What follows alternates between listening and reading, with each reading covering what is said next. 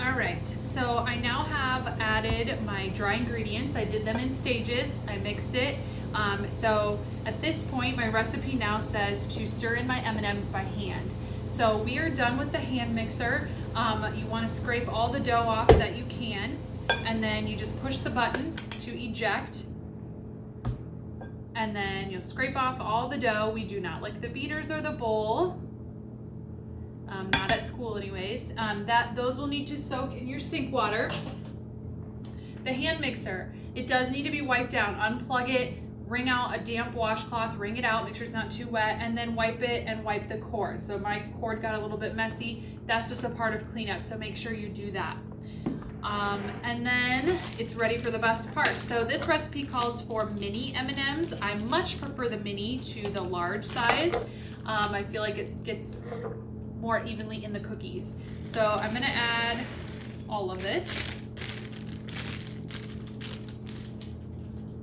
And then we don't use the hand mixer because it could crush those M&Ms. So we kind of want to be somewhat gentle. I sort of just do like a folding motion to make sure that those M&Ms are fully incorporated. They're stuck in the batter or in the dough.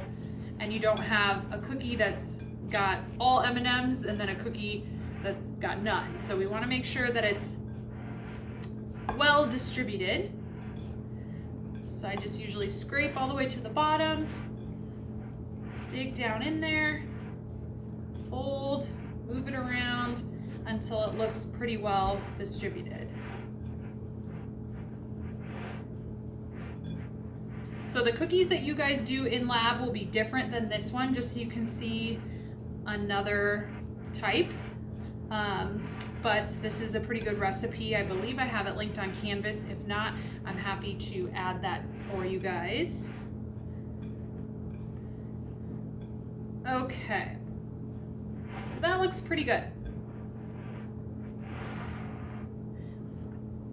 All right, so now here at school, we're obviously gonna use a cookie sheet. At home, if you're making this, if you don't have a cookie sheet, a jelly roll pan will work.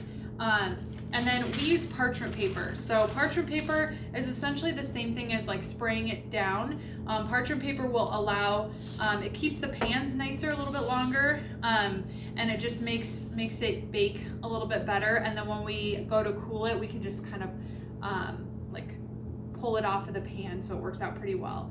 So I'm gonna line that with parchment paper. At home, do whatever you need to do. And then we use a cookie scoop. At home, you might not have a cookie scoop, so like a spoon, 2 spoons to kind of get a little dough ball and then put it on your pan. You do want to make sure they're nice and even. So that's why I really like a cookie scoop. There is an accurate way to use this though. So what I'm gonna do is take my cookie scoop and then I fill it up and then I'm gonna pack it against the side of the bowl and then drag it to level it off. Okay, it should be a nice level scoop. And then we release it onto the pan, just like that. What I don't want to see is this. Yes, you're using the scoop, but that's way more than a scoop. So if you did a cookie that size, that one would be raw and that one would be burnt, trying to get them cooked. So it's really important to have uniform shaped cookies. So we scoop, fill up the scoop part, and then drag it on the side to level it off. So it should be nice and even in size. I'm gonna do 4 rows of 3 to start. You do need room for the cookies to grow. If you're on your second batch and you need to squeeze in a few extra, that's probably okay. You just don't want to overload the pan because they need some space. Okay, so let me load this up, and then I have one other thing I want to show you. There's my oven going off, so make sure that that gets preheated at the start of every lab. All right, so we have 12 cookies on the pan here. So they're nice and evenly spaced out. Here's the one negative about the parchment paper.